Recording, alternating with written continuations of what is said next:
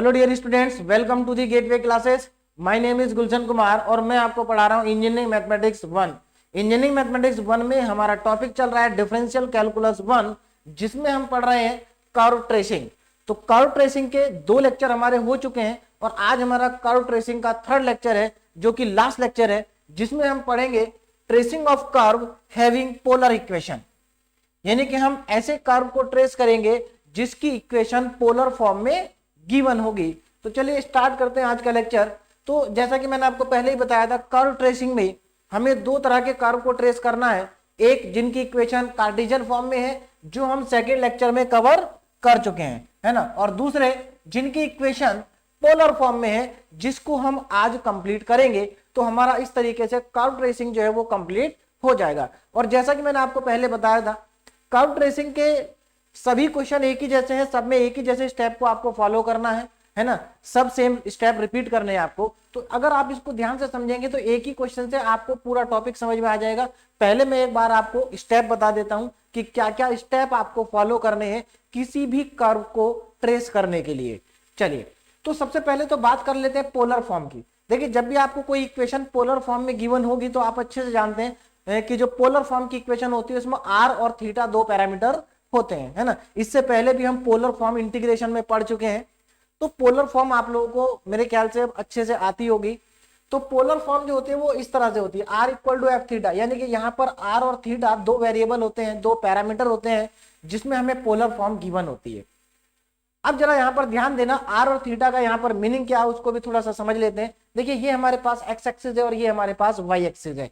अगर हमारे पास equation polar form में होगी तो अगर मैं किसी भी पॉइंट का कोऑर्डिनेट लिखूंगा, जैसे फॉर एग्जांपल यहाँ पर मुझे एक पॉइंट दिया P, तो इस P पॉइंट के जो कोऑर्डिनेट होंगे वो एक्स और वाई नहीं होंगे, आर और थीटा होंगे। क्या होंगे? आर और थीटा। यहाँ पर आर क्या है? आर यहाँ पर ओरिजिन से लेके इस पॉइंट तक का डिस्टेंस होगा, और जो थीटा होगा, थीटा देखिए क्या होगा, ओरिजिन से P पॉइंट को मिलाने वाली जो लाइन है वो लाइन इस एक्स एक्सिस के साथ एंटी क्लॉकवाइज डायरेक्शन में कितना एंगल बनाएगी, है ना, एंटी क्लॉकवाइज डायरेक्शन में कितना एंगल ये लाइन बनाएगी, वो होगा हमारा थीटा। देखिए, थीटा को हमेशा एंटी क्लॉकवाइज डायरेक्शन में मेजर किया जाता है positive direction of x axis के रेस्पेक्ट में। एक और इंपॉर्टेंट बात ध्यान देंगे, जो हमारी एक्स एक्सिस की पॉजिटिव डायरेक्शन होती है, यहां पर थीटा 0 होता है, क्योंकि ये हमारी इनिशियल लाइन है। इस एक्स एक्सिस को पोलर फॉर्म में हम इनिशियल लाइन कहते हैं। देखिए, जो पॉजिटिव एक्स एक्सिस की डायरेक्शन है, ये जो लाइन हमारी होती है, इसको बोला जाता है इनिशियल लाइन। इनिशियल लाइन पे थीटा 0 होता है। देखिए, यहां पर लिखा मैंने इनिशियल लाइन, और यहां पर थीटा कितना है? 0 है।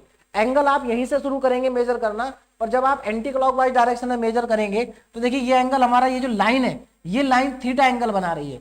तो इस पॉइंट के जो पैरामीटर हो गया या कोऑर्डिनेट्स हो गए, वो हो गए आर कॉमा थीटा। तो पी के कोऑर्डिनेट्स क्या है? R comma theta. उसके बाद वाई एक्सिस की अगर मैं बात करूं तो देखिए, वाई एक्सिस की जो लाइन होती है इसको कहा जाता है theta equal to pi by 2। ये theta equal to pi by 2 की लाइन है, क्योंकि यहां पर एंगल कितना हो जाएगा? पाई बाई 2 हो जाएगा। तो यहां पर देखिए, जो हमारी, अगर आप पोलर फॉर्म में अगर आप देखें तो जो हमारी एक्स एक्सिस है, पॉजिटिव एक्स एक्सिस, इसकी जो इक्वेशन है वो थीटा इक्वल टू 0 है, और जो वाई एक्सिस है इसकी equation theta equal to pi by 2 है। तो यहां पर ये इंपॉर्टेंट पॉइंट है जो आपको अच्छे से आना चाहिए, और पहले से आप लोगों को आता भी होगा। दूसरा, यहां पर जो ओरिजिन है, पोलर फॉर्म में ओरिजिन को पोल कहा जाता है। पोलर फॉर्म में ओरिजिन को हम क्या बोलते हैं? पोल बोलते हैं, ठीक है ना। और ये जो आर है, डिस्टेंस, इसको कहा जाता है रेडियस वेक्टर, और ये जो एंगल है थीटा, इसको बोला जाता है vectorial angle.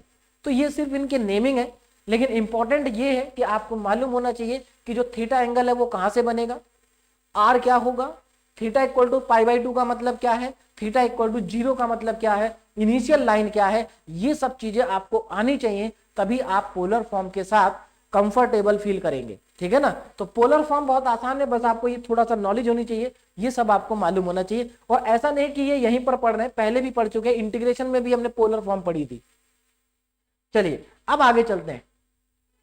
Now tracing of curve having polar equation. तो अब हम ऐसे कर्व को ट्रेस करना सीखेंगे जिसकी इक्वेशन पोलर फॉर्म में गिवन होगी। तो क्या क्या स्टेप आपको फॉलो करने होंगे, ध्यान देंगे। देखिए, इससे पहले सेकंड लेक्चर में हम कार्टेशियन कर्व को ट्रेस करना सीख चुके हैं, और जो स्टेप वहां पर थे वही सेम स्टेप यहां पर भी होंगे, है ना, स्टेप वही होंगे जो वहां पर थे सेम। कोई अंतर नहीं आएगा। हाँ, थोड़ा सा वर्किंग में अंतर आएगा, क्योंकि यहां पर सब कुछ पोलर फॉर्म में होगा, वहां सब कुछ कार्टेशियन फॉर्म में था। स्टेप सेम है। देखिए वहां पर हमारा पहला स्टेप था सिमेट्री, और यहां पर भी हमारा पहला स्टेप सिमेट्री ही है। देखिए तो सबसे पहला स्टेप हमारा क्या है, सिमेट्री। तो सिमेट्री चेक करनी है हमें, है ना, सिमेट्री चेक करनी है। अब जरा सिमेट्री को चेक करते हैं। देखिए कैसे चेक किया जाएगा यहाँ पर सिमेट्री को। देखो यहाँ पर आपको 4 टाइप की सिमेट्री चेक करनी होगी। कार्टेशियन फॉर्म में हम 5 टाइप की सिमेट्री चेक कर चुके हैं। देखिए कौन कौन सी है, जरा ध्यान देंगे। If the curve remain unchange when theta is replaced by minus theta, अगर हम पोलर इक्वेशन में, जो हमें गिवन इक्वेशन है जिसका हमें कर्व को ट्रेस करना है, अगर उस इक्वेशन में हम थीटा को रिप्लेस कर दे माइनस थीटा से, किससे रिप्लेस कर दे, माइनस थीटा से, और उस पोलर इक्वेशन में कोई चेंज ना आए, मतलब पोलर इक्वेशन में कोई चेंज नहीं आना चाहिए, अनचेंज रहनी चाहिए। अगर ऐसा होता है then the curve is symmetrical about the initial line. तो जो हमारा कर्व होगा वो इनिशियल लाइन के अबाउट क्या होगा, सिमेट्रिकल होगा। इनिशियल लाइन का मतलब है थीटा इक्वल टू 0 वाली जो लाइन होती है, जिसको हम एक्स एक्सिस भी कह सकते हैं। तो इनिशियल लाइन का मतलब है when theta equal to 0 degree. देखिए ये है हमारी initial line, this is the initial line, है ना। तो यानी कि एक्स एक्सिस, तो एक्स एक्सिस के सिमेट्रिकल होगा कर्व, एक्स एक्सिस के सिमेट्रिकल होगा। देखिए इसके लिए मैंने यहाँ पर एग्जांपल भी कंसीडर किया। एक और इंपॉर्टेंट बात, देखिए यहाँ पर जो पोलर फॉर्म का सबसे इंपॉर्टेंट क्वेश्चन होता है हमारा, जो यूनिवर्सिटी AQ2 एग्जामिनेशन में कई बार आ चुका है। ये क्वेश्चन AQ2 में सबसे ज्यादा बार आता है। अगर आप इसको देखेंगे तो जब भी कर्व ट्रेसिंग का क्वेश्चन आता है तो 50% टाइम तो यही आता है, ज्यादातर यही क्वेश्चन पूछा जाता है। क्या है question, trace the curve r square equal to a square cos 2 theta. इसके कर्व को ट्रेस करना है। तो ये बहुत इंपॉर्टेंट क्वेश्चन है, इसलिए मैंने एग्जाम्पल में भी इसी क्वेश्चन को कंसीडर किया, इसी को एग्जाम्पल के फॉर्म में भी मैंने क्या किया, कंसीडर किया। देखिए चलिए, तो यहां पर देखो r square equal to a square cos 2 theta, ये एग्जाम्पल मैंने ले लिया। अब ये हमारे पास क्या है, ये इक्वेशन है पोलर फॉर्म में, this is the polar equation. क्यों, क्योंकि यहां पर देखो 2 वेरिएबल है, एक थीटा और एक r। तो जब भी वेरिएबल r और थीटा होगा तो इक्वेशन क्या होगी, पोलर फॉर्म में होगी। अब जरा यहां पर आप थीटा की जगह माइनस थीटा पुट करके देखिए। अब यहां पर इंपॉर्टेंट पॉइंट है, जरा ध्यान से समझेंगे। अगर मैं यहां पर थीटा की जगह माइनस थीटा रखूं तो इस इक्वेशन में कोई फर्क नहीं पड़ेगा। आप देख सकते हैं r square is equal to A square.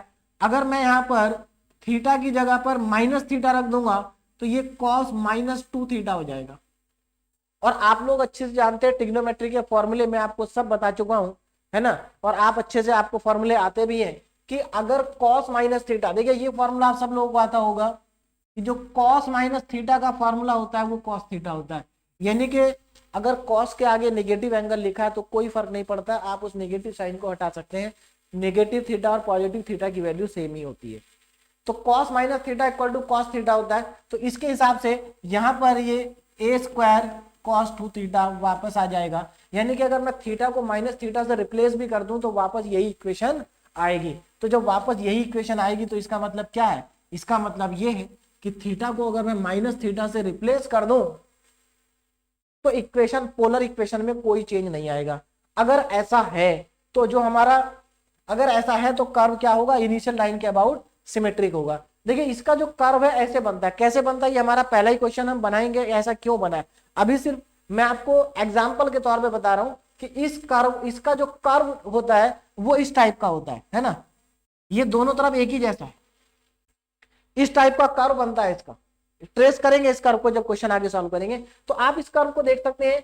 ये कर्व एक्स एक्सिस के अबाउट यानी कि इनिशियल लाइन के अबाउट सिमेट्रिकल है, जैसा ऊपर है वैसा ही नीचे भी है। देखो इस लाइन के अबाउट सिमेट्रिक है, जैसा ऊपर है वैसा ही नीचे भी है। तो ये एक्स एक्सिस के अबाउट यानी कि इनिशियल लाइन के अबाउट सिमेट्रिक हो गया। अब देखो ये एग्जांपल मैंने कंसीडर क्यों किया, क्योंकि सभी ये सारी सिमेट्री को सेटिस्फाई करता है। एक ही एग्जांपल से सारी सिमेट्री समझ में आ जाएगी। देखो अच्छा एक और इंपॉर्टेंट बात, ऐसा नहीं है कि देखिए जहां पर भी cos थीटा आ रहा होगा, अगर किसी पोलर इक्वेशन में cos थीटा आ रहा है तो आप जब भी थीटा को माइनस थीटा से रिप्लेस करेंगे तो cos माइनस थीटा वो cos थीटा ही आ जाएगा, यानी कि एक्स एक्सिस के अबाउट सिमेट्रिकल होगा। साइन स्क्वायर थीटा है, अब साइन स्क्वायर थीटा वैसे तो sine minus theta minus sine theta होता है, लेकिन जब उसका स्क्वायर हो जाएगा तो वो भी सिमेट्रिक हो जाएगा। यानी कि जितने भी कर्व ऐसे होंगे जहां पर थीटा को माइनस थीटा रखने पे कोई फर्क नहीं पड़ता, वो सब सिमेट्रिक होंगे एक्स एक्सिस के अबाउट, यानी कि इनिशियल लाइन के अबाउट सिमेट्रिक होंगे। दूसरी सिमेट्री को चेक करते हैं। If the curve remain unchange when r is replace by minus r, अगर हम आर को माइनस आर से रिप्लेस कर दें, है ना, तो जो कर्व होगा हमारा, then the curve is symmetrical about pole, तो सिमेट्रिकल पोल के जो कर्व होगा वो पोल के अबाउट सिमेट्रिक होगा, मतलब ओरिजिन के अबाउट सिमेट्रिक होगा। तो चलिए इसको भी चेक करते हैं। देखो अगेन यही एग्जांपल है, यहां पर आप आर की जगह माइनस आर रख दीजिए तो माइनस आर का whole square plus R square ही आ जाएगा, यानी कि कोई चेंज नहीं आएगा। तो ये पोल के अबाउट सिमेट्रिक होगा। देखो ये पोल के अबाउट सिमेट्रिक है, ये हमारा पोल है। अगर आप देखें तो इस पोल के अबाउट ये कर्व सिमेट्रिक है। देखो इस पोल के इधर देखो, इस पोल के इधर देखो, सेम कर्व बन रहा है। इस पोल से इधर देखो, इस पोल से इधर देखो, सेम कर्व बन रहा है। यानी कि जो हमारा कर्व है पोल के अबाउट क्या है, सिमेट्रिक है। तो जब भी माइनस आर को माइनस आर से रिप्लेस करेंगे और कोई फर्क नहीं पड़ेगा इक्वेशन में, तो कर्व हमारा पोल के अबाउट क्या हो जाएगा, सिमेट्रिक हो जाएगा। ठीक। अच्छा अगर यहाँ पर आर स्क्वायर की जगह केवल आर होता तो यहाँ पर ये सिमेट्री नहीं होती, है ना। आर स्क्वायर की जगह अगर मैं यहाँ केवल r equal to A square cos 2 theta कर दूं, तब ये कर्व सिमेट्रिक नहीं होगा पोल के अबाउट। चलिए नेक्स्ट सिमेट्री देखो, यानी कि ये जो हमारा एग्जांपल है, देखो कितना इंपॉर्टेंट एग्जांपल है, इसमें सारी सिमेट्री अवेलेबल है, ये सारी सिमेट्री है इसमें, है ना। चलो अगला देखो नेक्स्ट क्या कह रहे हैं। If the curve remain unchange when r is replaced by minus r, अगर हम आर को माइनस आर से रिप्लेस कर दें और थीटा को माइनस थीटा से रिप्लेस कर दें, मतलब इस बार एक साथ दोनों रिप्लेस कर दिए और कर्व पे कोई फर्क नहीं पड़ता है, then the curve is symmetrical about the line about theta equal to pi by 2। ये जो theta equal to pi by 2 है, ये एक्चुअल में क्या है, ये वाई एक्सिस है ना, वाई एक्सिस। तो अब यहां पर आप देखो जरा, ये जो कर्व है हमारा, ये वाई एक्सिस के अबाउट भी सिमेट्रिक है। तो हमें पहले देखिए, अगर आप इस कर्व को देखें तो ये वाई एक्सिस के अबाउट सिमेट्रिक है, जितना वाई के उधर है उतना ही वाई के इधर भी है, मतलब जैसा उधर है वैसा ही इधर भी है। तो ये हमारा वाई एक्सिस के अबाउट भी क्या है, सिमेट्री है। तो इसमें सारी सिमेट्री अवेलेबल है। ये theta equal to pi by 2, देखिए पोलर फॉर्म में वाई एक्सिस को theta equal to pi by 2 बोला जाता है, पाई बाई 2 लाइन है वो। नेक्स्ट सिमेट्री देखो, if the curve remain unchange when theta is replaced by pi minus theta और पाई प्लस थीटा। अब अगर मैं थीटा को पाई माइनस थीटा और पाई प्लस थीटा से रिप्लेस कर दूं, है ना, अगर हम ऐसा कर दें, ठीक, और कर्व में कोई चेंज नहीं आता है, तो कर्व सिमेट्रिकल होगा again theta equal to pi by 2 के अबाउट। तो देखो इसको भी चेक करो, ये भी कंडीशन सेटिस्फाई हो रही है। देखो अगर मैं यहाँ पर थीटा की जगह पाई माइनस थीटा रखूंगा तो जरा ध्यान देना क्या आएगा, R square is equal to A square cos 2 theta. अब यहां पर ध्यान देना, अगर मैं थीटा की जगह पाई माइनस थीटा रख देता हूं तो ये कॉस 2 पाई माइनस 2 थीटा हो जाएगा। और आप जानते हैं 2 pi minus 2 theta fourth quadrant में जा रहा है, और फोर्थ क्वाड्रेंट में cos 2 pi minus 2 theta cos 2 theta के ही बराबर होगा, यानी कि इसका मतलब वापस इनिशियल कर्व आ गया। और ये इसी तरह से अगर आप यहाँ पाई माइनस थीटा की जगह पाई प्लस थीटा रख देंगे तो ये प्लस में आ जाएगा, तो तब भी यही आएगा क्योंकि ये फर्स्ट क्वाड्रेंट में चला गया। तो यानी कि आप पाई माइनस थीटा रखें या पाई प्लस थीटा रखें, वापस कर्व जो इनिशियल कर्व है वही आ जाएगा। तो then the curve is symmetrical, तो हमारा कर्व वाई एक्सिस के अबाउट यानी कि theta equal to pi by 2 के अबाउट क्या है, सिमेट्रिकल है। तो देखो ये कर्व सिमेट्रिक है वाई एक्सिस के अबाउट। तो मेरे ख्याल से अब आपको समझ में आ गया होगा सिमेट्री का मतलब क्या है। तो यहाँ पर आपको 4 टाइप की सिमेट्री चेक करनी है, मैंने आपको सभी सिमेट्री बता दी। तो जब भी आप क्वेश्चन करेंगे सबसे पहले आप क्या करेंगे, सिमेट्री को चेक करेंगे। पहला स्टेप आपको जो पोलर फॉर्म में हो या कार्टेशियन फॉर्म का क्वेश्चन हो, अगर आपको कर्व ट्रेस करना है तो पहला स्टेप है कि आप सिमेट्री को चेक करिए। सिमेट्री चेक करनी ही पड़ेगी आपको, है ना। तो हमें यहां से सिमेट्री हमने चेक कर ली, हमें पता चल गया कि कर्व जो है सभी तरफ एक ही जैसा बनेगा, ठीक। चलिए अब स्टेप नंबर 2 ओरिजिन, और ओरिजिन को यहां क्या कहते हैं, पोल भी कहते हैं। सेम स्टेप, कार्टेशियन फॉर्म हो या फिर पोलर फॉर्म हो, दोनों ही केस में सेकंड स्टेप क्या है, ओरिजिन है। सारे स्टेप सेम है, बस कैलकुलेट करने का तरीका अलग अलग है। कैसे कैलकुलेट करेंगे, तो सबसे पहले तो आप ये चेक करेंगे कि कर्व ओरिजिन से पास हो रहा है कि नहीं हो रहा है। अगर ओरिजिन से पास हो रहा है तो ओरिजिन के ऊपर टेंजेंट को फाइंड आउट करेंगे, यानी कि सब कुछ वही है जो कार्टेशियन फॉर्म में था, बस अंतर है पोलर फॉर्म का। तो कैसे चेक करेंगे कि कर्व ओरिजिन से पास हो रहा है कि नहीं हो रहा है, जरा इसको समझेंगे ध्यान से। देखो कार्टेशियन फॉर्म में हम क्या करते थे, एक्स को 0 रखते थे। एक्स को 0 रखने पे अगर वाई 0 आ गया तो हम कह सकते हैं कि जो कर्व है वो ओरिजिन से पास हो रहा है। यहां पर क्या कंडीशन है, यहां पर हम क्या करेंगे, यहां आर को 0 पुट करेंगे। अगर आर को 0 पुट करने के बाद थीटा, देखिए अब यहां पर ऐसा नहीं कि थीटा 0 आएगा, अगर आर को 0 पुट करने के बाद थीटा की रियल वैल्यू आ जाती है, रियल वैल्यू, इमेजिनरी नहीं होनी चाहिए, अगर रियल वैल्यू आ जाती है तो कर्व ओरिजिन से पास होगा, कर्व ओरिजिन से पास होगा। तो चलिए चेक करते हैं। तो put r equal to 0 in the given curve, if we get some real values of theta then the curve passes through the pole, otherwise not। चलिए पुट करते हैं। तो सबसे पहले मैं यहां पर कर्व लिख लेता हूं। कर्व क्या है, r square is equal to a square cos 2 theta. अब यहां पर वैल्यू को पुट करते हैं ना, put r equal to 0, r की वैल्यू को 0 पुट करते हैं। तो जैसे ही आप r की वैल्यू को 0 पुट करेंगे, देखिए जैसे ही आप r की वैल्यू को 0 पुट करेंगे तो आपको क्या मिल जाएगा, चलिए ध्यान दीजिए। देखिए अब मैं यहां पर r को 0 पुट कर दिया, तो r को 0 पुट करने पे आपको क्या मिल जाएगा, a square cos 2 theta equal to 0, यानी कि cos 2 थीटा इक्वल टू 0 आपको मिल जाएगा। और आप अच्छे से जानते हैं कि cos 2 थीटा 0 कब होता है, cos 2 थीटा 0 होता है पाई बाई 2 पे। कहां 0 होता है, पाई बाई 2 पे। लेकिन पाई बाई 2 पे भी 0 होता है और माइनस पाई बाई 2 पे भी 0 होता है। इसका मतलब यहां से 2 थीटा की जो वैल्यू आ रही है वो आ रही है plus minus pi by 2, plus minus pi by 2, ये हमारी वैल्यू आएगी। और यहां से अगर आप देखें तो थीटा की वैल्यू कितनी आ जाएगी, प्लस माइनस पाई बाई 4। ये एग्जाम्पल, जो एग्जाम्पल हमने ले रखा था उसी एग्जाम्पल से मैं आपको समझाने की कोशिश कर रहा हूं कि अगर आप R square equal to A square cos 2 theta और आर को 0 पुट कर दें तो थीटा की देखो आपको plus minus pi by 4 value मिल रही है। यानी कि अगर आपको थीटा की रियल वैल्यू मिलती है तो इसका मतलब कर्व ओरिजिन से पास होगा। तो ये कर्व ओरिजिन से पास होगा और आप देख सकते हैं सभी एग्जाम्पल में ये कर्व ओरिजिन से पास हो रहा है ना, ओरिजिन से ही पास हो रहा है। चलो अब आगे देखो, नाउ टेंजेंट एट द पोल। अब अगर ये कर्व ओरिजिन से पास हो रहा है तो अब आपको इसकी टेंजेंट निकालनी होगी। देखिए यहां पर जो लाइन की इक्वेशन होगी वो थीटा की फॉर्म में होगी, है ना। जैसे एक्स एक्सिस की लाइन को हम क्या बोलेंगे, theta equal to 0, Y axis की जो लाइन है उसको क्या बोलेंगे, theta equal to pi by 2। और यहां पर कोई भी लाइन जो पास होगी ओरिजिन से या कहीं से भी, उसकी जो वैल्यू आएगी, उसकी जो इक्वेशन आएगी वो थीटा इक्वल टू में आएगी। अब हमें टेंजेंट निकालनी है तो क्या करेंगे, टेंजेंट निकालेंगे, put R equal to 0 the real values of theta give the tangent at pole. तो देखो यहां पर इस कर्व के लिए हमें दो टेंजेंट मिलेंगे, कौन कौन सी, एक तो theta equal to pi by 4 और दूसरी टेंजेंट मिलेगी theta equal to minus pi by 4। तो यहां पर हमें दो टेंजेंट मिल गई ओरिजिन पे। अब देखो एक बात बताइए, अगर दो टेंजेंट ओरिजिन पे मिली हैं, अब ये दोनों टेंजेंट कैसी हैं, रियल भी है और डिफरेंट भी है, डिस्टिंक्ट टेंजेंट है। इसका मतलब ओरिजिन पे क्या बनेगा, ओरिजिन पे बनेगा नोड। तो 0,0 क्या हो जाएगा इस पर्टिकुलर केस में, इस पर्टिकुलर केस में 0,0 हो जाएगा नोड। तो ये मैं आपको केवल स्टेप बता रहा हूं, मैंने एग्जांपल आपको बता दिया। एग्जांपल हमेशा यही नहीं होगा, कुछ और भी हो सकता है, ठीक है। चलिए अब आगे चलते हैं स्टेप नंबर 3 पे, फाइंड एसिम्पटोट्स। इसके बाद आपको फाइंड करनी होगी एसिम्पटोट्स। अब पोलर फॉर्म में एसिम्पटोट्स को कैलकुलेट करना बहुत ही आसान है।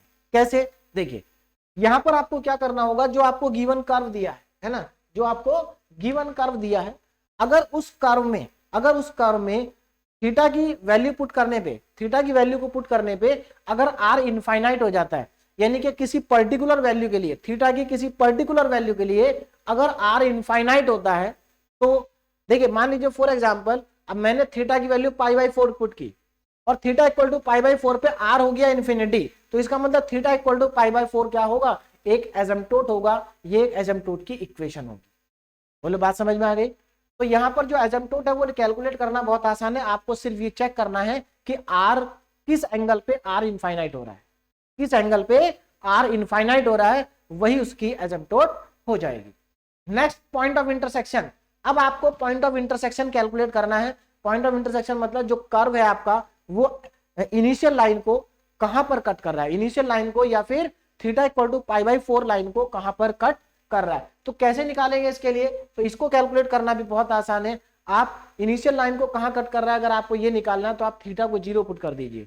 तो थीटा को 0 पुट करने पे आपको आर की वैल्यू मिल जाएगी जिससे आपको पता चल जाएगा कि आपका जो कर्व है वो इनिशियल लाइन को कहां पर कट कर रहा है। उसके बाद स्टेप नंबर 5 में रीजन आपको कैलकुलेट करना होगा। यहां रीजन कैलकुलेट करना भी आसान है। क्यों आसान है? आपको सिर्फ ये चेक करना है कि थीटा की किस वैल्यू पे आर की वैल्यू डिफाइन नहीं है। तो जहां पर थीटा की वैल्यू पर आर की वैल्यू डिफाइन ना हो वो रीजन, उस रीजन में हमारा कर्व नहीं आएगा, और जहां पर थीटा की वैल्यू के लिए आर की वैल्यू डिफाइन है उस रीजन में हमारा कर्व आएगा। तो इसको भी चेक करना बहुत आसान है। देखिए पोलर फॉर्म अगर आप कंपेयर करें कार्टेशियन फॉर्म से तो आसान है। और last step, prepare a table for certain value of R and theta. तो आर और थीटा की कुछ वैल्यू के लिए हम टेबल बनाएंगे और फिर उन वैल्यू से हम क्या बना देंगे, अपने कर्व को क्या करेंगे, ट्रेस कर देंगे। तो यहां पर जितने भी पॉइंट्स हैं इन सभी पॉइंट को हम अपना याद रखेंगे कि हमने क्या क्या स्टेप है हमारे, उन्हीं स्टेप को फॉलो करेंगे और क्वेश्चन को कंप्लीट कर देंगे। तो चलिए यहाँ पर क्वेश्चन हमारे पास आ गया पहला, ट्रेस द कर्व। इस कर्व को हमें ट्रेस करना है ना। और इस कर्व का जो नाम होता है वो बर्नौलीज लेमस्टेड है। कभी कभी नाम से लिख के आ जाता है, इसलिए नाम आप ध्यान रखेंगे, है ना, क्योंकि ये इंपॉर्टेंट कर्व है। चलिए तो स्टार्ट करते हैं क्वेश्चन को। तो हम सबसे पहले लिख लेते हैं गिवन कर्व। देखिए गिवन कर्व क्या है हमारा, ध्यान दे, गिवन कर्व। तो यहां पर गिवन कर्व है मेरे पास R square is equal to A square cos two theta, और इसको मैं कंसीडर कर लेता हूं equation number 1। Now step number, अब देखिए सबसे पहले क्या करेंगे हम, सबसे पहले चेक करेंगे सिमेट्री। सबसे पहले चेक करेंगे सिमेट्री, ये हमारा पहला स्टेप होगा। सिमेट्री को हम चेक कर रहे हैं, जरा ध्यान दीजिए कैसे चेक करेंगे। अगर देखो सिमेट्री, मैं यही जो हम क्वेश्चन कर रहे हैं इसी क्वेश्चन का मैंने एग्जांपल लिया, तो मेरे ख्याल से अब किसी को समझने में दिक्कत नहीं आएगी। तो आप सिमेट्री की बात करें, है ना, तो देखो ये जो कर्व है, ये जो इक्वेशन आपको दी है, इसमें आप थीटा को रिप्लेस कर दो माइनस थीटा से, आर को रिप्लेस कर दो माइनस आर से, है ना, और पाई को रिप्लेस कर दो पाई माइनस थीटा से। तो क्या होगा, ये कर्व जो होगा अनचेंज रहेगा, द कर्व रिमेन अनचेंज। अब जरा ध्यान देना, लिखेंगे कैसे, the curve remain the curve remains unchanged when, देखिए कब ये अनचेंज रहेगा, when theta is replaced by minus theta. देखिए आप थीटा को माइनस थीटा से रिप्लेस कर दीजिए, कोई फर्क नहीं पड़ेगा, ठीक है ना। उसके बाद when theta is replaced by minus theta और r is replaced by minus r, है ना, थीटा को माइनस थीटा से रिप्लेस कर दिया और r को माइनस r से रिप्लेस कर दिया, तो कोई फर्क नहीं पड़ रहा है। And theta is replaced by pi minus theta, या theta is replace by pi plus theta. आप किसी को किसी से भी रिप्लेस करो, कोई फर्क नहीं पड़ रहा है ना, कर्व हमेशा सेम ही है। तो इसका मतलब क्या हुआ, इसका मतलब ये हुआ, अब जरा ध्यान देंगे, इसका मतलब ये हुआ कि therefore curve is symmetric about, therefore the curve is symmetrical about, किस किस के अबाउट ये कर्व सिमेट्रिक है, जरा ध्यान देना। The curve is symmetrical about initial line theta equal to pi by 2 line and pole. The curve is symmetrical about, the curve is symmetrical about initial line, जरा यहां पर ध्यान देंगे, the curve is symmetrical about initial line comma, initial line के about symmetrical होगा line theta equal to pi by 2 के about भी symmetrical होगा, एंड पोल, और पोल के अबाउट भी सिमेट्रिकल होगा। तो हमें यहां से ये पता चल गया कि जो हमारा गिवन कर्व है वो इनिशियल लाइन के अबाउट भी सिमेट्रिक है, theta equal to pi by 2 की लाइन भी अबाउट भी सिमेट्रिक है, और पोल के अबाउट भी सिमेट्रिक है।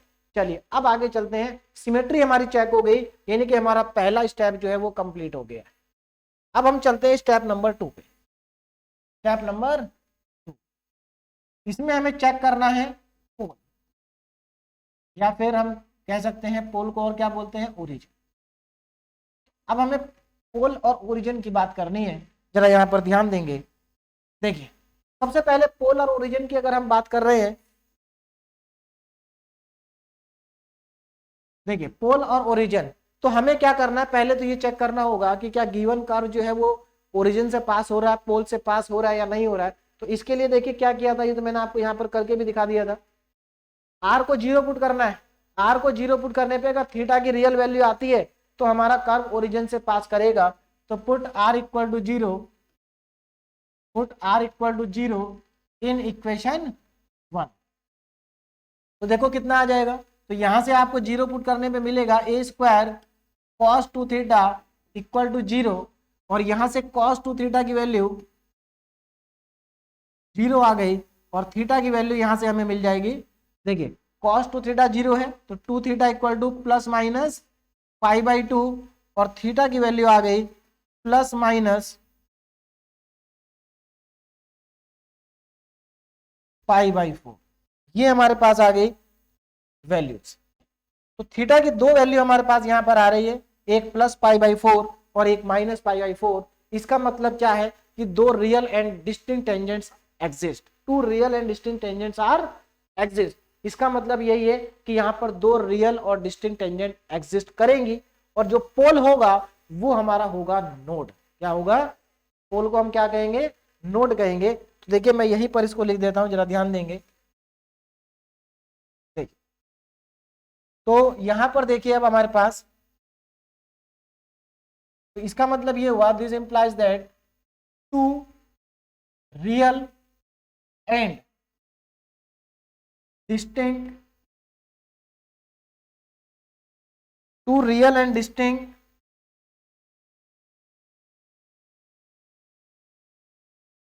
टेंजेंट्स आर एग्जिस्ट, है ना। Two real and distinct tangents are exist, कौन कौन सी, theta equal to pi by 4 and theta equal to minus pi by 4।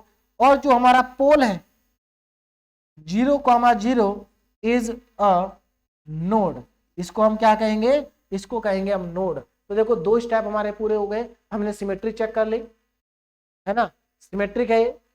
पोल हमने ओरिजिन से पास हो रहा है, और यहाँ पर दो टेंजेंट है, एक theta equal to pi by 4, एक theta equal to minus pi by 4, और दोनों ही टेंजेंट ओरिजिन से पास होंगी। तो इतना तो हमने कंप्लीट कर लिया। अब इसके बाद चलते हैं स्टेप नंबर 3, और स्टेप नंबर 3 में हम देखेंगे एसिम्पटोट। क्या देखेंगे, एसिम्पटोट। नाउ स्टेप नंबर 3, अब थर्ड स्टेप पे जरा ध्यान दीजिए। थर्ड थर्ड में हमें चेक करना है कि क्या इसमें एसिम्पटोट है या नहीं है ना। देखिए एसिम्पटोट को चेक करते हैं। तो एसिम्पटोट कैसे, क्या बताया था मैंने आपको, अगर अगर आप थीटा की वैल्यू पुट करिए, अगर थीटा की वैल्यू पुट के करके आपको आर इंफिनिटी मिलता है तो तब आपको एसिम्पटोट मिलेगी। अगर आप यहां पर ध्यान दें, पहले मैं यहां पर कर्व को लिख लेता हूं। देखिए कर्व हमारे पास क्या है, R square equal to A square cos 2 theta, A square cos 2 theta. अब यहां पर अगर आप ध्यान देंगे, देखो cos 2 थीटा, cos 2 थीटा कभी इनफाइनाइट होता ही नहीं भाई, cos 2 थीटा किसी भी वैल्यू के लिए इनफाइनाइट नहीं होता। तो अगर cos 2 थीटा इनफाइनाइट नहीं होगा तो r इनफाइनाइट कैसे आएगा, बात समझ में आ रही है। इसका मतलब ये हुआ कि इसमें कोई एसिम्पटोट नहीं होगी, इसमें कोई भी एसिम्पटोट नहीं होगी। बात समझ में आ रही, क्यों नहीं होगी, क्योंकि थीटा की किसी भी वैल्यू के लिए r कभी भी इनफाइनाइट नहीं होगा, है ना। तो for any value of theta r can not tends to infinite, यानी कि r कभी भी इनफाइनाइट नहीं होगा। तो यहां पर आप क्या लिखेंगे, फॉर एनी वैल्यू, देखिए यहां पर आप लिखेंगे for any value, for any value of theta, है ना, for any value of theta. अगर आप यहां पर थीटा को कुछ भी पुट करिए, for any value of theta R can not be infinite, है ना। तो for any value of theta जो हमारे पास आर होगा, R never tends to infinite, never tends to infinite.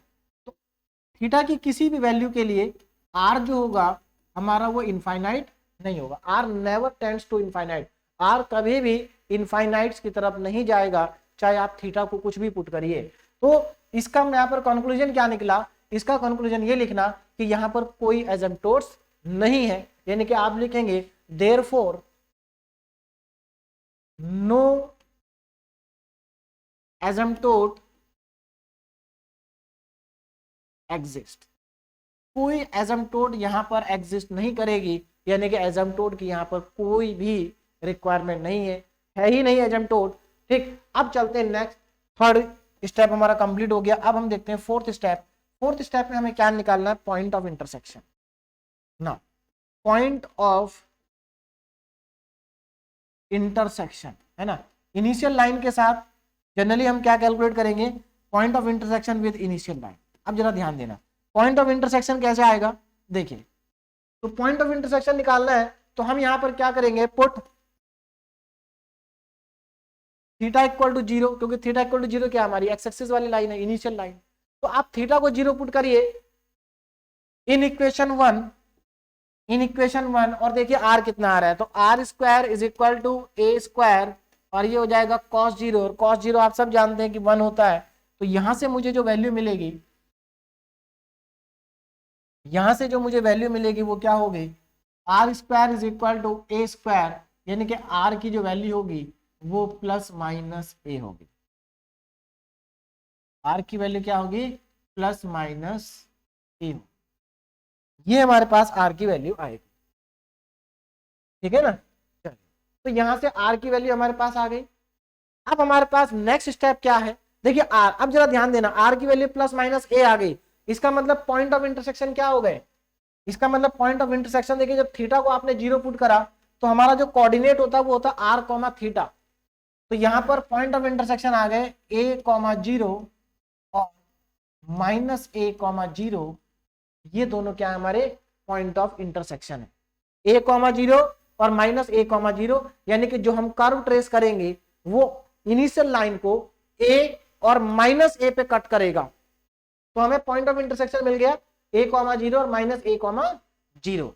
अब हमारा नेक्स्ट स्टेप है रीजन। अब हम फाइंड करेंगे रीजन, जरा ध्यान दीजिए रीजन क्या होगा, रीजन की बात करते हैं। देखिए अब रीजन चेक करना है, यानी कि अब आपको ये चेक करना है कि ये कर्व कहां पर एग्जिस्ट नहीं करेगा, है ना। तो इसके लिए मैं पहले इक्वेशन लिख लेता हूं और पता चल जाएगा हमें कहां पर ये कर्व एग्जिस्ट नहीं करेगा। देखिए R square is equal to A square cos 2 theta, मैं इधर से स्क्वायर हटा के उधर रूट लगा देता हूं, तो देखिए क्या आ जाएगा, R is equal to A under root में कॉस 2 थीटा आएगा। और आप अच्छे से जानते हैं रूट के अंदर cos 2 थीटा है, तो यानी कि cos 2 थीटा निगेटिव नहीं हो सकता, तो जब भी cos 2 थीटा निगेटिव आएगा उस एरिया में ये कर्व एग्जिस्ट नहीं करेगा। अब आपको ये चेक करना है कि 2 थीटा निगेटिव कब होगा, है ना भाई, आपको चेक कर सकते हैं, आपको केवल 0 से लेकर 360 तक ही तो चेक करना है। तो 0 से 360 तक आप ये देखिए कि cos 2 थीटा निगेटिव कब होगा। तो अब जरा देखते हैं cos थीटा निगेटिव होता कब है। देखिए cos थीटा फर्स्ट क्वाड्रेंट में पॉजिटिव होता है, यानी कि 0 से 90 तक पॉजिटिव है, उसके बाद 90 से लेकर 270 तक नेगेटिव है, और 270 के बाद अगेन हमारा क्या है, पॉजिटिव। फर्स्ट और फोर्थ क्वाड्रेंट में cos पॉजिटिव होता है, इसका मतलब अगर थीटा हमारा 0 से 90 है तो पॉजिटिव, और 270 से 360 है तो भी पॉजिटिव। लेकिन यहां पर बेटा थीटा देखना आपको, लेकिन यहां पर 2 थीटा है। तो देखो अगर यहां पर थीटा को मैं π/4 कर दूं तो cos 2 थीटा 90 हो जाएगा। इसका मतलब जो हमारा कर्व है वो कर्व कहां से कहां तक एग्जिस्ट नहीं करेगा, जरा ध्यान देना। अगर मैं यहां पर थीटा को π/4 रख दूं तो ये 90 हो जाएगा, और अगर मैं यहां पर थीटा को 135 रख दूं तो ये 270 हो जाएगा। यानी कि हमारा जो थीटा है, जब हमारा थीटा π/4 से लेकर के यानी कि 45 से लेकर के 135 तक रहेगा, थीटा की वैल्यू जब तक 45 से लेकर के 135 तक रहेगी तब तक ये वैल्यू नेगेटिव आएगी, यानी कि कर्व एग्जिस्ट नहीं करेगा। ठीक है, तो कर्व एग्जिस्ट कब नहीं करेगा, जरा ध्यान से समझिए। Curve does not exist where curve does not exist when, देखिए कर्व कब एग्जिस्ट नहीं करेगा, जब हमारा जो थीटा है वो ग्रेटर देन, देखिए लेस देन ग्रेटर देन होगा पाई बाई 4 से, यानी कि थीटा अगर पाई बाई 4 से बड़ा है तो कर्व एग्जिस्ट नहीं करेगा, और लेस देन इक्वल टू होगा, लेस देन इक्वल टू 135 यानी कि 3 पाई बाई 4। तो अगर थीटा की वैल्यू पाई बाई 4 से 3 पाई बाई 4 के बीच में है तो कर्व एग्जिस्ट नहीं करेगा। क्यों? क्योंकि थीटा अगर पाई बाई 4 से 3 पाई बाई 4 के बीच में है तो cos 2 थीटा निगेटिव आएगा, और cos 2 थीटा निगेटिव आ गया तो r इमेजिनरी आएगा, यानी कि कर्व एग्जिस्ट नहीं करेगा।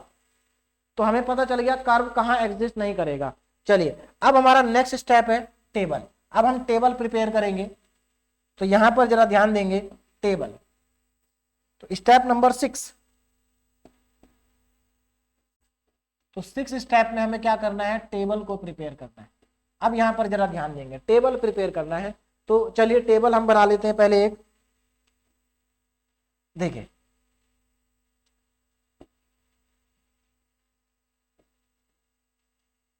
तो टेबल यहां पर बनाएंगे, ये लीजिए, ठीक है। अब यहां से कुछ वैल्यूज फाइंड आउट करते हैं।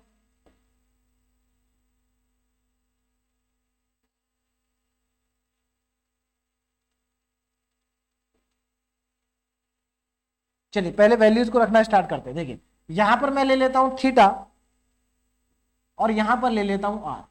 अब जरा ध्यान से देखिएगा वैल्यू क्या क्या पुट करेंगे।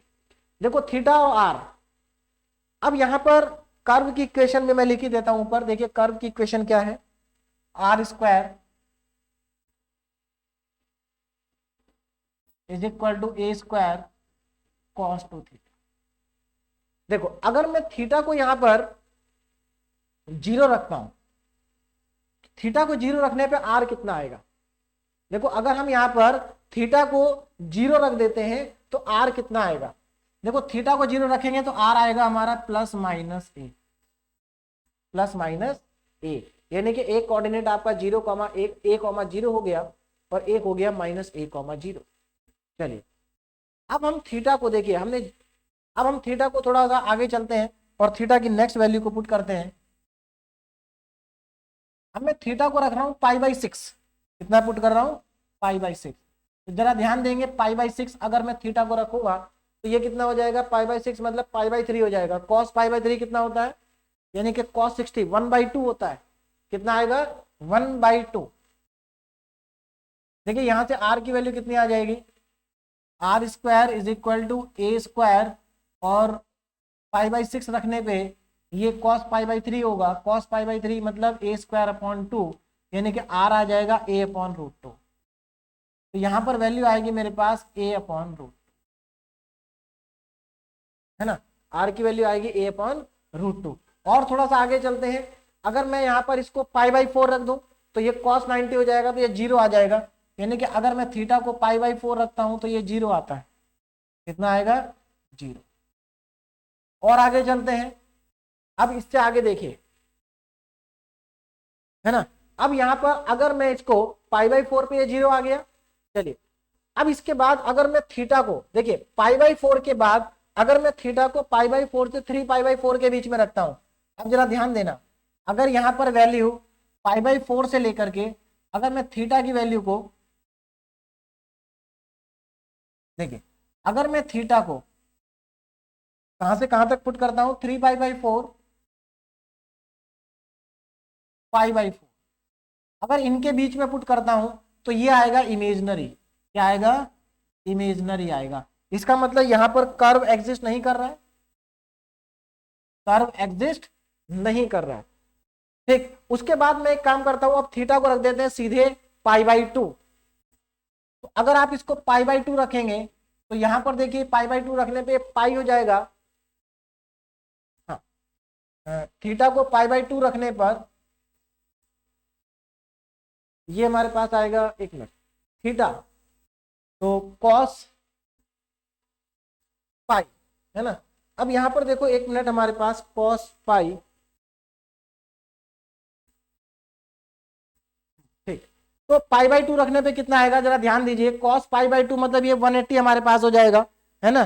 कॉस 180 हमारे पास यहां से आएगा, तो वैल्यू कितनी आएगी, इस पर जरा ध्यान देंगे कि हमारे पास वैल्यू कितनी आ जाएगी। देखिए अगर मैं थीटा को पाई बाई 2 रखता हूं तो ये कॉस पाई हो जाएगा, और कॉस पाई की वैल्यू कितनी होती है, देखिए कॉस पाई की अगर हम बात करें तो ये हमारे पास आ जाएगा -1, यानी कि आर की वैल्यू, ठीक, आर, एक मिनट, -1 आर इंटरसेक्शन थीटा, ठीक। हमारे पास अभी वैल्यू कितनी आई थी, अभी हमारे पास वैल्यू आ रही थी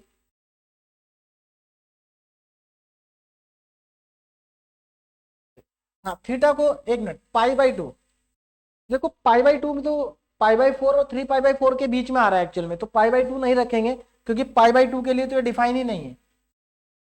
यहाँ पाई पुट करेंगे, क्या पुट करेंगे, पाई। अब जरा देखो जरा, अगर आप पाई पुट करते हैं तो पाई पुट करने पे cos 2 पाई हो जाएगा, और cos 2 पाई अगेन 1 होता है, तो आर की वैल्यू यहाँ पर हमारे पास अगेन हमारे पास कितनी आ जाएगी, ए, ठीक है ना। आर कितना आ जाएगा, ए, तो हमारे पास वैल्यू आ जाएगी ए। तो हमारे पास सारी वैल्यूज मिल चुकी है, टेबल हमारे पास बन चुकी है। अब हमें क्या करना है, कर्व को ट्रेस करना है। तो हमारे 6 के 6 स्टेप कंप्लीट हो चुके हैं। हमने रीजन फाइंड कर लिया, टेंजेंट फाइंड कर ली, सब कुछ हमारे पास आ गया। अब इनको हम कर्व, इस कर्व को अब हम क्या करते हैं, ट्रेस कर देते हैं। तो इसके लिए सबसे पहले एक्स और वाई एक्सिस को ड्रॉ करेंगे। तो यहां पर देखिए एक्स एंड वाई एक्सिस, अब जरा ध्यान से देखेंगे, ये हमारे पास आ गई वाई एक्सिस, ठीक। यहां पर अब हमारे पास आ गई X axis, X and Y axis, X and Y, ये हमारे पास दो axis, X and Y axis, ठीक है ना। चलिए अब यहां पर जरा ध्यान देना, ये हमारे पास पोल है, इसको हम ओरिजिन बोलते हैं। अब इस कर्व पे अगर आप ध्यान दें, देखिए अगर कर्व पे ध्यान दें तो सबसे पहले क्या था कि कर्व हमारा सिमेट्रिकल है एक्स एक्सिस के अबाउट, यानी कि जैसा ऊपर होगा वैसा ही नीचे भी होगा। दूसरे स्टेप पे हमने देखो, अब स्टेप नंबर 2 पे चलते हैं। सिमेट्रिक है वो तो समझ में आ गया, सबके अबाउट सिमेट्रिक है। स्टेप नंबर 2 था हमारे पास ओरिजिन, तो ये कर्व ओरिजिन से पास हो रहा है। दूसरा, ओरिजिन पे हमें दो टेंजेंट मिल रही थी, एक theta equal to pi by 4, एक theta equal to minus pi by 4। तो पहले मैं उन्हीं दोनों टेंजेंट को ड्रॉ कर लेता हूं।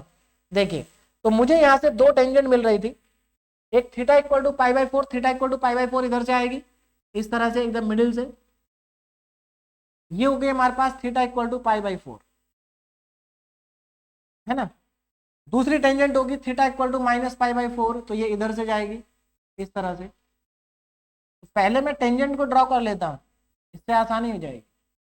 ये ली, तो ये हो गई हमारी टेंजेंट, है ना। ये क्या आ गई हमारे पास, टेंजेंट आ गई। ये हमारे पास theta equal to pi by 4, और ये है हमारे पास theta equal to minus pi by 4। तो दोनों टेंजेंट आ चुकी है। तो स्टेप नंबर 2 में हमने क्या निकाला था, टेंजेंट निकाली थी। टेंजेंट को दोनों को मैंने ड्रॉ कर दिया, टेंजेंट दोनों ओरिजिन से ही पास हो रही है। उसके बाद नेक्स्ट स्टेप में जो हमारा थर्ड स्टेप था, उसमें हमने देखा कि इसमें कोई एजम्प्टोट नहीं है, एजम्प्टोट कोई भी नहीं है। चलिए एजम्प्टोट कोई नहीं है। दूसरा, जो हमारे पास, जो हमने ओरिजिन पे हमने दो टेंजेंट निकाली थी रियल है, और ये जो ओरिजिन हमारा नोड है, यानी कि कर्व यहां से दो बार पास करेगा। उसके बाद पॉइंट ऑफ इंटरसेक्शन हमने कैलकुलेट किया था। तो point of intersection initial line के साथ क्या आया था हमारे पास आया था a,0 और -a,0। तो देखिए a,0 इधर कहीं होगा, इधर होगा -a,0, और इधर कहीं होगा -a,0।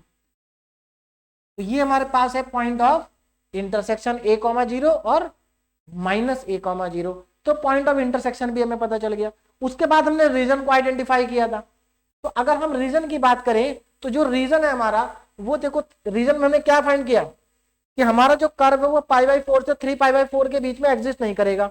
इसका मतलब ये थीटा π/4 की लाइन है और इधर से मैं इधर आ जाऊं तो ये थीटा इक्वल टू 3π/4 की लाइन है। भाई ये थीटा -π/4 भी है और ये थीटा 3π/4 भी है, ठीक है ना। देखो यहाँ 90 होगा, 90 + 45, तो इसका मतलब ये वाला जो हमारा रीजन है ये रीजन और ये रीजन, इन दोनों ही रीजन में कर्व एग्जिस्ट नहीं करेगा, क्योंकि यहां पर जो थीटा है हमारा, जो हमारा थीटा की वैल्यू है, यहां पर थीटा की जो वैल्यू है वो हमारी 3π/4 और π/4 के बीच में। बोलो बात समझ में आ गई? यानी कि यहां इन दोनों रीजन में कर्व एग्जिस्ट नहीं करेगा। अब बात करते हैं कर्व एग्जिस्ट करेगा कहां। कर्व एग्जिस्ट करेगा इस रीजन में और इस रीजन में, और ये होगा हमारा डबल पॉइंट, यानी कि ये होगा हमारा नोड। तो देखो आपको क्या करना है, अब कर्व देखिए यहां से इसके बाहर कर्व जाएगा नहीं। अब इसमें एक चीज और आप देखें, तो हमने यहां पर पाई पुट करा, अगर मैं यहां पर देखो, अगर हम थीटा को, थीटा हमारे पास जो आर की वैल्यू हमारी ए है, ए से आगे आर नहीं जा रहा है, इसका मतलब ये हुआ कि जो आर की वैल्यू है उससे आगे नहीं जाएगी। यानी कि कर्व हमारा किस तरीके से जाएगा, अब जरा ध्यान से समझना। ये कर्व के ऊपर टेंजेंट है, इसका मतलब ये कर्व ऐसे जाएगा, ठीक है ना। ये कर्व इस तरीके से हमारा जाएगा और जैसा ऊपर है वैसा ही नीचे भी होगा, इस तरह से ये कर्व हमारा आ गया, ठीक है ना। जैसा ऊपर है वैसा ही क्या है, नीचे भी।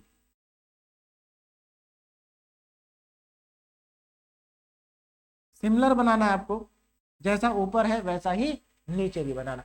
अब देखो ये कर्व ऐसे गया, इस तरह से आ गया, अब ये रिपीट हो गया, यहां से फिर क्या होगा, ये भी टेंजेंट है, तो ये कर्व यहां से ऐसे घूमेगा। अब जैसा ऊपर होगा फिर से अगेन वैसा ही नीचे भी होगा, ठीक है ना। देखिए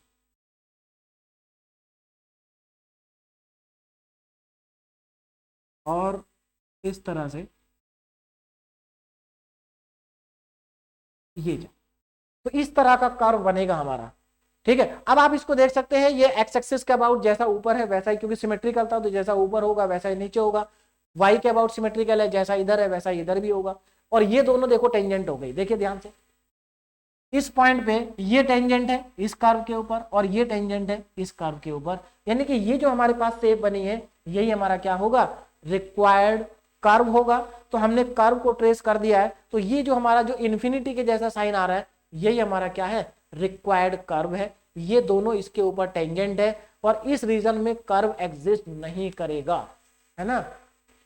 यहां पर कर्व डज नॉट एग्जिस्ट, इस रीजन में curve does not exist, curve केवल इस रीजन में और इस रीजन में एग्जिस्ट करेगा। और देख सकते हैं आप यहाँ पर कोई एजम्प्टोड भी नहीं है। तो ये क्वेश्चन हमारा जो है कंप्लीट हो चुका है कर्व ट्रेसिंग का। आप इजिली इसको बना सकते हैं, कोई प्रॉब्लम नहीं है, स्टेप बाय स्टेप आपको आगे बढ़ना है, ठीक है। चलिए अब हम सॉल्व करते हैं अपना नेक्स्ट क्वेश्चन। नेक्स्ट क्वेश्चन देखिए क्या है, ट्रेस द कर्व। इस ये भी बहुत इंपॉर्टेंट क्वेश्चन है, ये भी कई बार आ चुका है, कार्डियोइड है ना, लेकिन पहला वाला ज्यादा इंपॉर्टेंट था।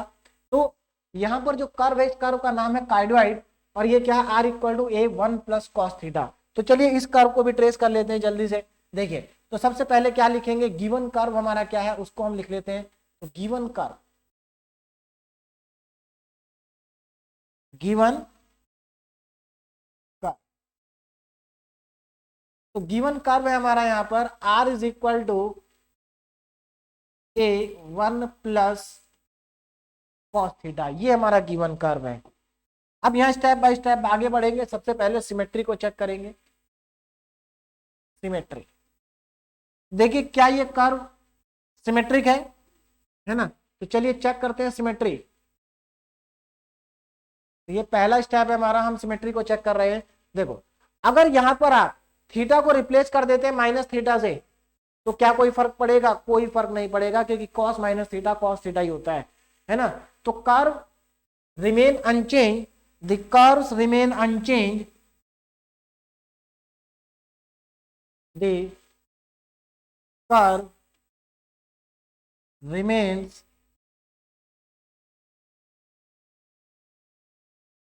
unchanged when देखिए कब रहेगा unchange, when theta is replaced by minus theta. आप थीटा को माइनस थीटा से रिप्लेस कर दीजिए, कर्व में कोई चेंज नहीं आएगा। इसका मतलब क्या है, अब देखो अगर यहाँ पर आर को आप माइनस आर से रिप्लेस करेंगे चेंज आ जाएगा, आप थीटा को पाई माइनस थीटा से चेंज करेंगे चेंज आ जाएगा। इसका मतलब यहाँ पर एक ही सिमेट्री प्रेजेंट है, और वो सिमेट्री ये है कि ये इनिशियल लाइन के अबाउट सिमेट्रिक है। Therefore the curve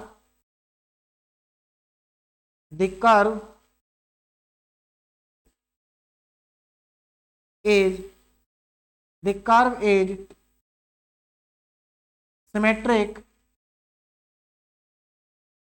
about initial line.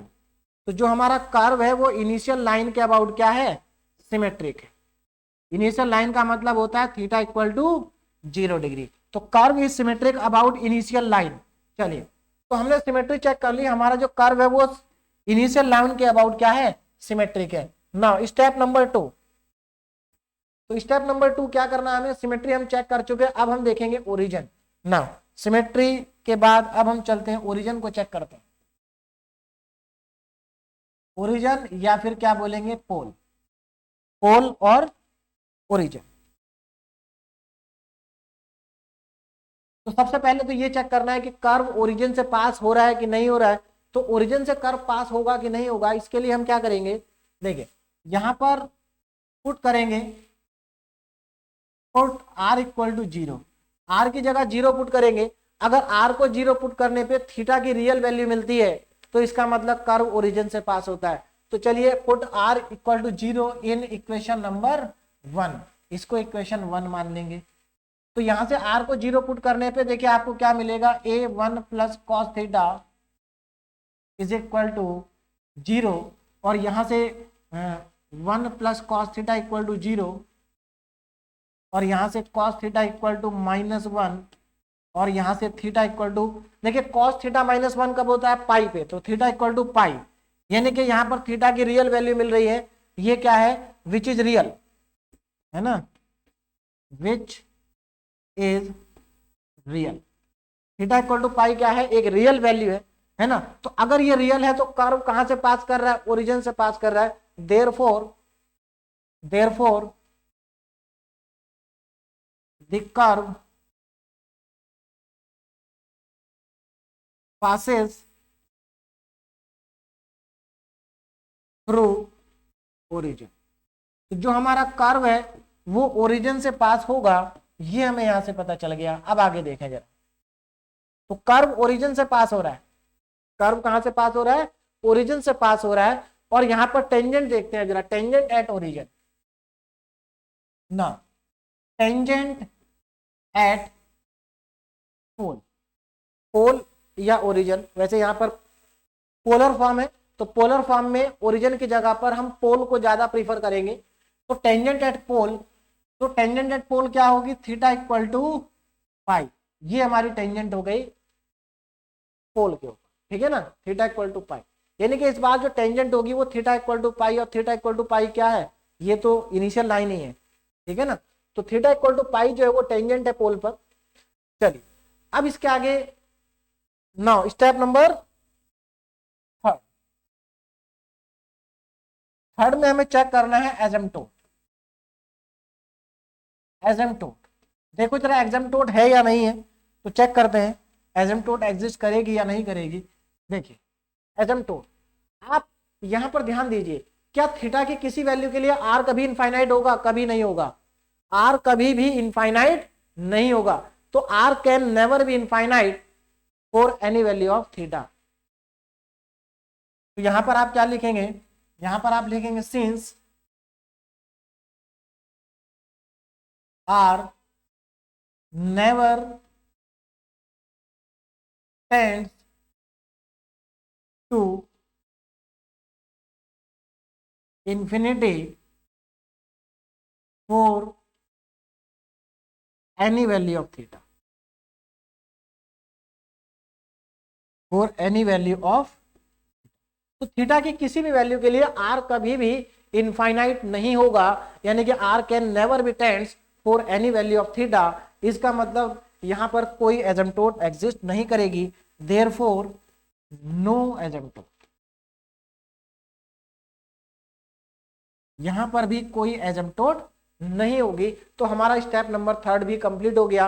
अब हम चलते हैं स्टेप नंबर 4 पे, जिसमें हम निकालेंगे पॉइंट ऑफ इंटरसेक्शन, यानी कि ये जो कर्व है ये हमारा इनिशियल लाइन को कहां कहां पर कट करेगा। इसके लिए हमें क्या करना होगा, हमें करना होगा थीटा को 0 पुट। तो चलिए थीटा को 0 पुट करते हैं, देखते हैं। तो पुट थीटा इक्वल टू 0 ना, पॉइंट ऑफ इंटरसेक्शन हमारा 4th स्टेप होगा यहाँ पर। तो 4th स्टेप हमारा आ जाएगा point of intersection. Point of intersection को चेक करते हैं, देखिए। तो इसके लिए हमें क्या करना होगा, पुट पुट हम यहां पर करेंगे theta equal to 0 in equation. तो इक्वेशन 1 में थीटा को 0 पुट कर दीजिए। थीटा को 0 पुट करेंगे तो आर इक्वल टू कितना मिल जाएगा, देखिए cos 0 1 होता है, जब आप थीटा को 0 पुट करेंगे तो ये आर इक्वल टू 2a हो जाएगा। कितना आ जाएगा, 2a। चलिए देखिए, तो यहां से हमारे पास इक्वेशन 1 थी R equal to A, R is equal to A 1 plus cos 0। यहां से r इज इक्वल टू आ गया 2a। कितना आ गया, 2a आ गया। इसका मतलब ये हुआ कि हमें जो पॉइंट ऑफ इंटरसेक्शन मिल रहा है वो मिल रहा है 2a, 0। तो 2a, 0 is the point of intersection. तो इसका मतलब कर्व इनिशियल लाइन को 2a, 0 पे कट करेगा, ठीक है ना, 2a, 0 पे कट करेगा। अच्छा एक चीज और यहां पर देखो, अगर मैं यहां पर थीटा की जगह पर पाई पुट कर दूं तो cos पाई -1 होता है, यानी कि r इक्वल टू 0 होगा। r इक्वल टू क्या होगा, 0। चलिए फिलहाल तो हमें पॉइंट ऑफ इंटरसेक्शन मिल गया है। अब हम नेक्स्ट रीजन फाइंड कर लेते हैं, स्टेप नंबर 5। अब हम कैलकुलेट करते हैं रीजन। देखिए रीजन क्या होगा, अगर मैं रीजन की बात करूं, देखिए जो हमारा कर्व है, कर्व क्या है, पहले मैं कर्व की इक्वेशन लिख देता हूं तो रीजन हमें आइडेंटिफाई हो जाएगा। r equal to a 1 plus cos theta, a 1 plus cos theta. अब यहां पर अगर आप रीजन को चेक करें कि r की वैल्यू क्या होगी, देखिए यहां पर जो कॉस थीटा है, कॉस थीटा की मिनिमम वैल्यू -1 हो सकती है और मैक्सिमम वैल्यू +1 हो सकती है। यानी कि अगर ये -1 होगा तो r 0 आएगा, और ये अगर +1 होगा तो r 2a आएगा। इसका मतलब थीटा की वैल्यू कुछ भी हो, r 0 से लेकर 2a तक ही वेरी करेगा। यानी कि हमारा पूरा का पूरा जो कर्व होगा वो 0 से 2a के बीच में आएगा। तो यहां पर आप ध्यान देंगे, यहां पर आप क्या लिखेंगे, सिंस जो हमारा cos थीटा है, क्या है, cos थीटा, cos थीटा की जो वैल्यू होगी, cos थीटा की वैल्यू सिंस, अगर मैं cos थीटा की बात करूं तो ये 1 से लेस देन इक्वल टू और -1 से ग्रेटर देन इक्वल टू होगा। -1 से 1 के बीच में वेरी करेगा। तो जब ये -1 से 1 के बीच में वेरी करेगा तो r कहां से कहां तक वेरी करेगा, तो इसका मतलब ये है कि जो r है, r की वैल्यू वेरी करेगी r equal to 0 to r equal to 2a।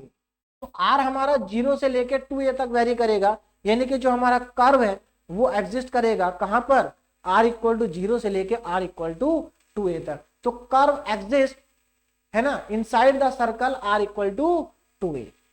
तो यानी कि हमारा जो कर्व है वो r इक्वल टू 0 से लेके r इक्वल टू 2 तक ही एग्जिस्ट करेगा, क्योंकि r की वैल्यू कभी भी 2a से बड़ी नहीं आएगी, है ना। तो r की वैल्यू मिनिमम आएगी 0 और मैक्सिमम आएगी 2a, यानी कि कर्व एग्जिस्ट करेगा 0 से लेकर के 2a तक। तो चलिए रीजन हमें पता चल गया। अब हम बात करते हैं लास्ट स्टेप की, और लास्ट स्टेप हमारा होगा स्टेप नंबर 6, जिसमें हम बनाएंगे एक टेबल। अब एक टेबल को प्रिपेयर कर लेते हैं, है ना। चलिए देखिए, एक टेबल हम यहां पर बना लेते हैं।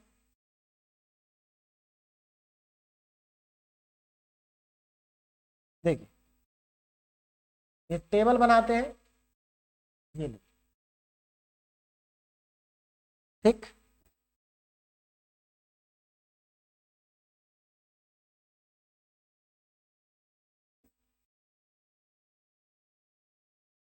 यहां पर मैं पुट कर रहा हूं थीटा,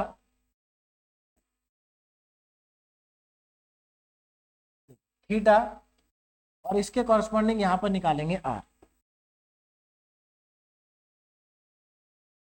अब यहां पर आप ध्यान दीजिए थीटा, तो हम यहां पर वैल्यूज को पुट करेंगे। सबसे पहले मैं थीटा को पुट कर देता हूं 0। तो जब आप थीटा को 0 पुट करेंगे, जरा ध्यान देना, अगर आप थीटा को 0 पुट करेंगे तो आर कितना आएगा, आर आएगा 2a। जब थीटा 0 होगा तो आर आएगा 2। बोलो बात समझ में आ रही है? थीटा अगर 0 होगा तो आर कितना आएगा, 2a आएगा। अब आगे चलते हैं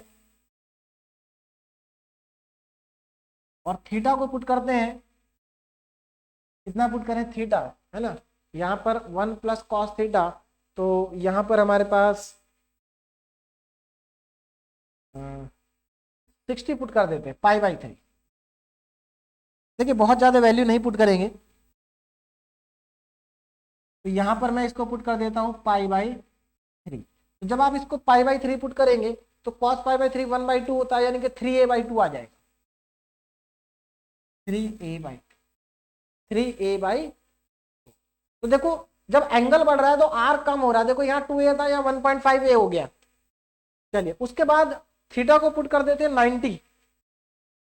कितना पुट कर देते हैं, 90। थीटा और बढ़ गया। थीटा को जब आप 90 पुट करेंगे तो ये a आ जाएगा। cos 90 0 होता है, ये आएगा a। तो देखो r डिक्रीज हो रहा है लगातार, जैसे जैसे थीटा बढ़ रहा है r डिक्रीज हो रहा है। और आगे चलते हैं, और आगे चले तो चलिए π/2 हमने पुट कर दिया है ना। अब सीधे पुट करते हैं पाई। जब आप पाई पुट करेंगे, यहां पर जरा ध्यान देना, अगर आप पाई को पुट करते हैं तो पाई पुट करने पे यहां पर आपको मिलेगा 0, आर हो जाएगा 0। चलिए आर हमारे पास 0 हो गया, ठीक है ना। और आगे देखें, अब इसके बाद अगर मैं यहां पर एंगल को पुट कर देता हूं सीधे, अब हम चलते हैं 3π/2 पे। 3π/2, अगर मैं यहां पर इसको 3π/2 मतलब 270, तो 3π/2 पुट करूंगा तो देखिए 270 पे cos 0 होता है, तो आर अगेन a हो जाएगा, ना आ जाएगा a। और उसके बाद लास्ट में हम इसको पुट कर देते हैं 2π, है ना, 2π। तो 2π रखने पे ये अगेन 1 आ जाएगा और ये वापस 2a, जहां से चले थे वहीं आ गए। देखिए 0 पे भी 2a था और 2π पे घूम के वापस आए तब भी 2a ही है। और ये वैसे भी जैसा एक्स एक्सिस के ऊपर बनेगा, इनिशियल लाइन के ऊपर बनेगा, वैसा ही नीचे भी बनेगा। तो अब इस कर्व को जरा ड्रॉ कर लेते हैं। ध्यान दीजिए कैसे ये कर्व ड्रॉ होगा। देखिए तो नेक्स्ट पेज पे चलते हैं और वहां पर एक्स और इनिशियल लाइन और थीटा इक्वल टू π/2 लाइन, यानी कि एक्स एक्सिस और वाई एक्सिस को बना लेते हैं। देखिए ये हमारे पास आ गई वाई एक्सिस और यहां पर मेरे पास आ गई एक्स, ठीक है ये, ठीक। चलिए X axis and Y axis,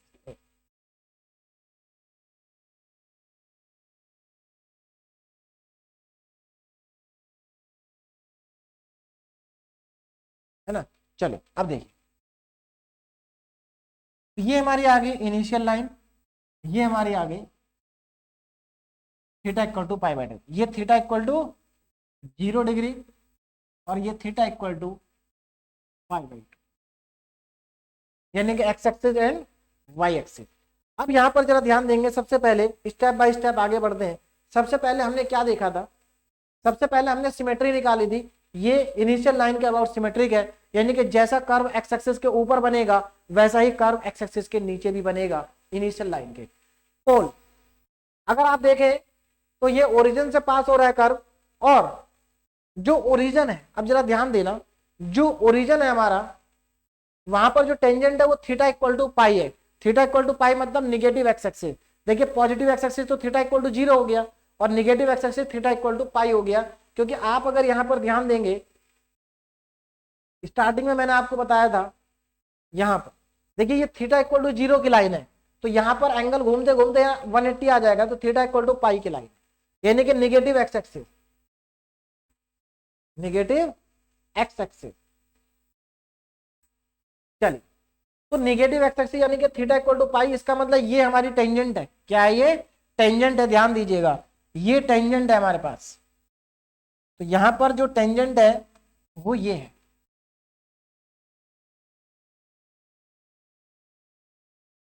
ध्यान रखना ये टेंजेंट है।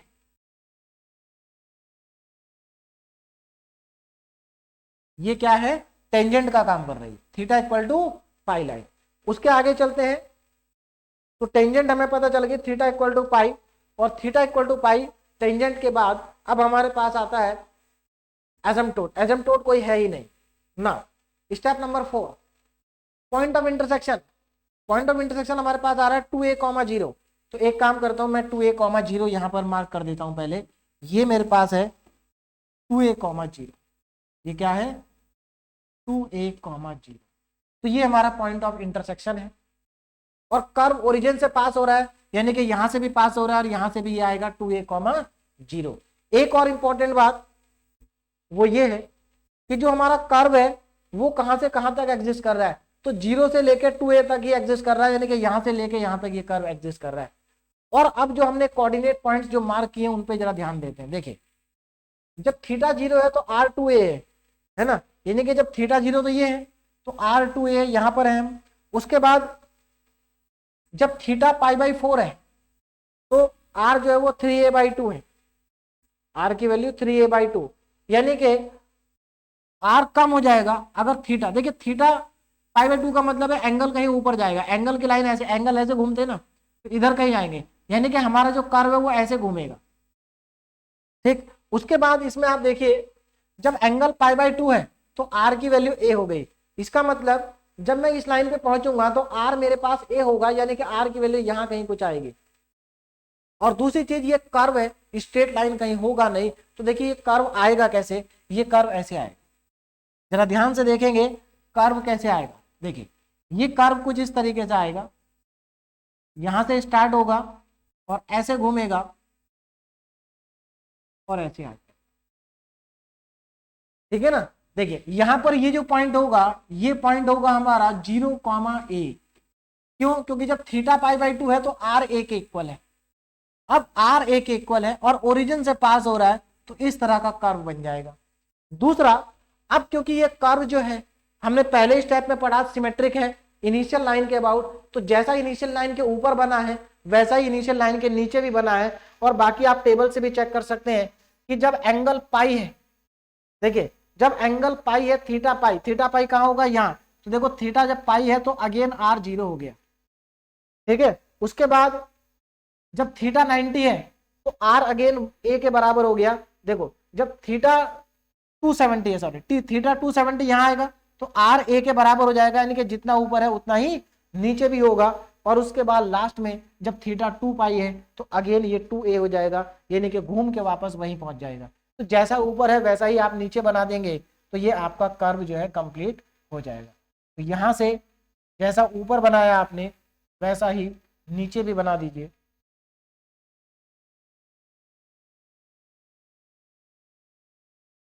सिमिलर बनाना है, थोड़ा ध्यान देंगे।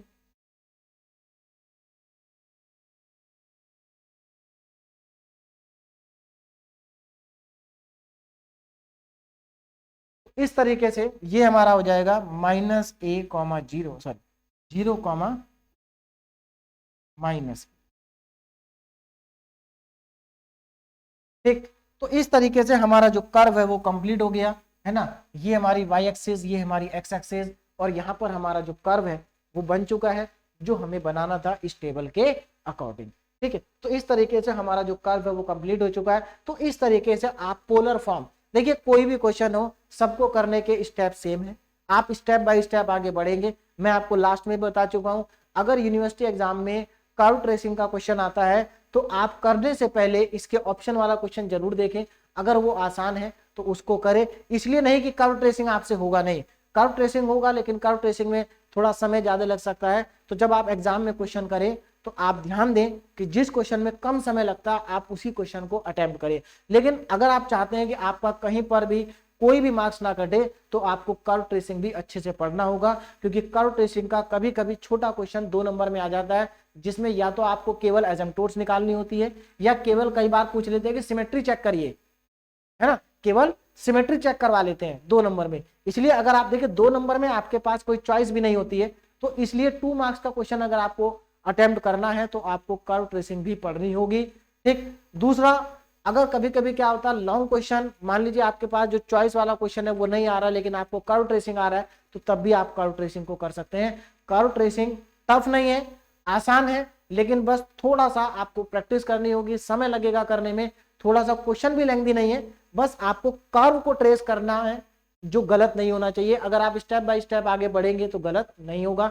और पहले भी आपको बता चुका हूं, कर्व ट्रेसिंग में अगर गलती होगी तो लास्ट स्टेप में होगी, वरना तो गलती नहीं होगी, क्योंकि स्टार्टिंग के सारे स्टेप फिक्स है, आपको मालूम है आपको क्या क्या करना है। ठीक है ना, तो इस तरीके से हमारा जो कर्व ट्रेसिंग का टॉपिक था वो अब हमारा कंप्लीट हो गया है। एक क्वेश्चन आपके लिए प्रैक्टिस क्वेश्चन है, ये बहुत सिंपल सा क्वेश्चन है, r = a sin 2 थीटा।